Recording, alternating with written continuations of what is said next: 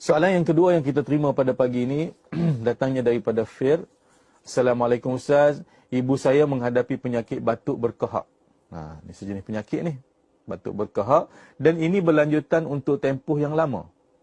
Pelbagai ubat dan rawatan konvensional telah dilakukan. Cuma Allah belum sembuhkannya. Bagus.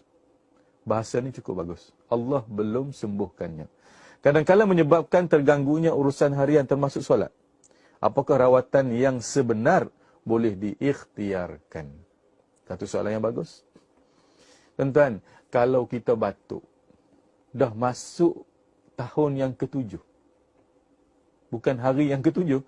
Batuk dah masuk tahun ke-7. Pergi hospital tak sembuh, ambil ubat tak sembuh. Pergi farmasi tak sembuh. Ubat, pelbagai jenis ubat dah kita makan tak sembuh. Maka kita konalah cari rawatan alternatif. Sebab kalau nak sembuh-sembuh lama dah. Bertahun-tahun dah batuk. Maka Al-Quran membekalkan kepada anda rawatan. Kepada mereka yang di luar sana batuk lama, batuk baru pun boleh cuba.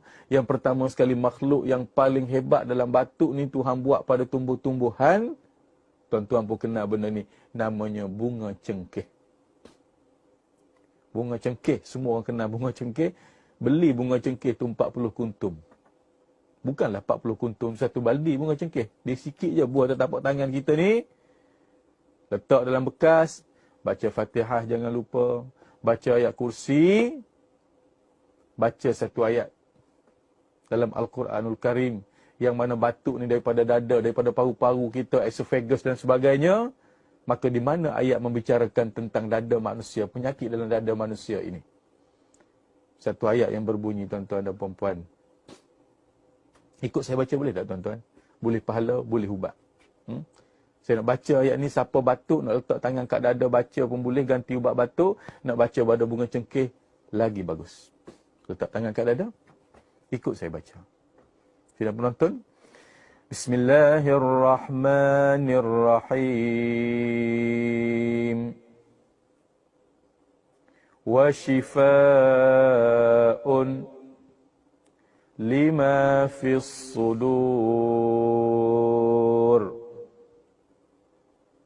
Ya Allah, ya Tuhanku, sembuhkanlah penyakit yang ada di dalam dadaku. Sekali lagi saya baca.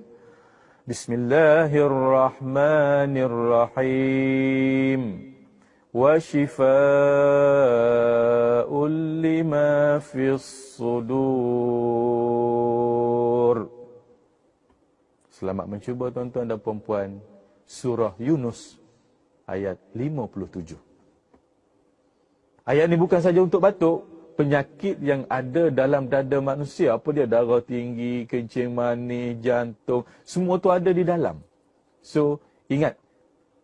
Ayat ini adalah ayat penyembuh yang hebat untuk penyakit manusia yang ada di dalam dada. Jangan lupa catat 4 patah perkataan saja tuan-tuan.